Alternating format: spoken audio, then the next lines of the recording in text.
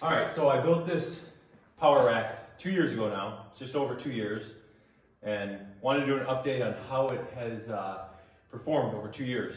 And I've used this about 5 days a week for 2 years now. There's been a couple days when I didn't use it, of course, but I use it a lot. So it's 4x4 studs. It is pressure treated. It's all pressure treated lumber. You've got mending plates all around. You've got center support here for the cable setups that I have. And then basically it's just black iron for everything else. So you have that for all of the actual adjusting plates. So basically for the pins, you just screw them out super easy. You can put them wherever you want, and then you screw the backing plate on there, and then there you go, super simple. And one thing I've noticed is I completely stain this. It has probably 6 or 7 coats of stain on it.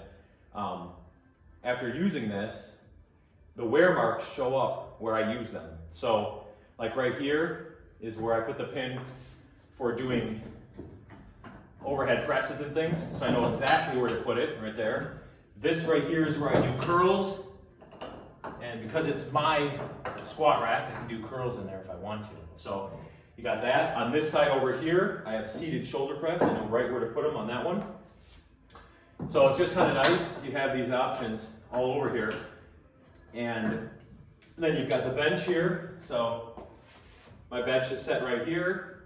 For squatting is up here. So I have a perfect spot for everything. So that's where you can do all the power cage movements in here. And then I have cable setups. So I've got a high pulley setup, and then you've got the low pulley setup here. So throughout the 2 years, I have just recently replaced the low pulley setup. These cables, you can buy these at, I bought them at Menards here. They're completely encased with plastic. So that's the one you'd want. There's 2 different ones. There's the non-encased and then the encased one. So the one with this plastic sheathing is the way to go because it's super smooth. So super, super smooth, and it just glides through the pulleys real nice. Simple loading pin right here. You'd have to build the cable setup. So you have the cables, and then you gotta get everything for it to actually put them together. It's super cheap and super easy. So basically I have a pulley here and a pulley here, which they're on carabiners, so you can literally take them off, and then I can move them in to the lower, or to the more inward ones, and I can do things inside of the rack. Most of the time though, I use these outside ones here, so it's super simple. Just grab it, bring it there, and you're set for up here, and then you've got that there. So you can do tricep work, you can do single arm, you can come around like this. You've got so many different options for the upper low, the high pulley. Now the low pulley, to use it, is take this one off here like this, and then on the fly here, if you want to, which I'm thinking about getting a different loading pin, and then I can do these both at the same time, but it's not that hard just to hook it onto that one there, and then this one here, I have little spots that I can just hook things and get them right out of the way. Bring this one up here, get that out of the way. And then you've got the low setup here, which then that one's totally set and ready to go. So then you've got curls you can do on this one. You've also got curl bar here, and you can do tricep push downs. I usually use this for lat pull downs, so it works really good for lat pull downs. You got those options there, but this one's good for curls. It's also good for shoulder raises, front raises, whatever you want. So anything you want to do is a low pulley for, you've got it on that one, and then you've got the high pulley on this one here. So the rack is super, super strong. I mean, it doesn't move at all. I mean, it's super, super solid. I've actually have it mounted up into the side here, so it's literally not moving ever. Now, as far as seeing kind of the construction of it here, so you've got, here's the pulley setups here. It's kind of what you need here. You got the pulleys, different attachment points there. These are super solid. This is the thinner cable here. Works totally fine. You can see after 2 years, it's got tiny little splits in the sheathing, but it doesn't affect the performance whatsoever. Now here's the thicker cable. The reason I replaced this is because the low pulley, there's just more stress on the low pulley setup. So what happened is, you can see here, I don't know if we can see here, but inside here, the low pulley, or I should say, the small cable can get caught up in top of the pulley, and then it tears the sheathing. So when that happens, the sheathing strips off and it's done. So what I did was I bought the larger size cable. So now, literally, this cable cannot move off of the actual pulley. So there's no way that this is going to shred the cable. So you got the bigger cable and that works fine. You do have to get the bigger hardware for it, but it's perfectly attached and it ain't going anywhere. So everything's all set up real nice on this. Like I said, as far as the weight capability, I've used a maximum of 350 pounds on here. That's all the plates I have. So 350 pounds has been on these pins many, many times.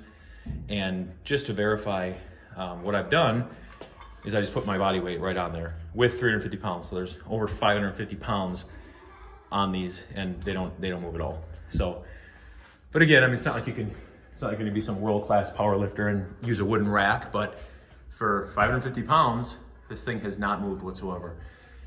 When I constructed this, so basically I have 3 4x4s across here. Now in every one of these joints here, there is actually one of these brackets inside here. And then I cut the 4x4 posts right here for added support.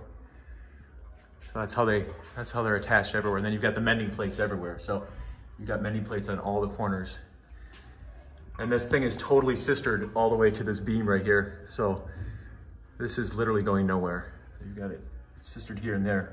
So that is not going anywhere. But yeah, I've been pretty happy with this rack. All in with all this stuff. I mean, and mind you, I bought this when, I should say, I put this together when there was literally nothing available in March of 2020. So there was nothing available out there. So I wasn't about to not work out and the gyms were closed. So I said, what the heck, I'm gonna put this thing together and build this.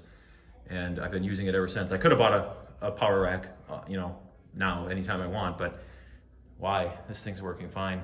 Plus, it's easy to attach these pulley setups to it. It's not real easy to attach these pulleys to a commercial power rack that's metal.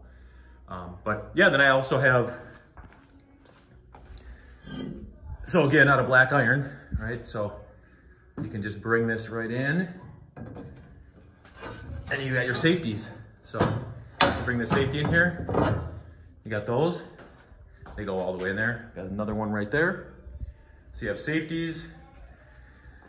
I've been lifting long enough to kind of know my limits, and you don't really need the safeties, but if I feel like I do need them for something, I'll use them. Since I have the video rolling, I built that table probably, I don't know, over 4 years ago, and I just stained it the color of the rack. Underneath the rack, I actually have 3/4 inch pressure treated plywood, and then the rack is completely mounted to the plywood. And then I built this real basic, but it works. I built this deadlift platform, 3/4 inch pressure treated on the bottom, and then this barn stall mat. Barn stall mat is used in, hence the name, in barns, and the stuff is tougher than what you find in a commercial gym. So this thing's been great.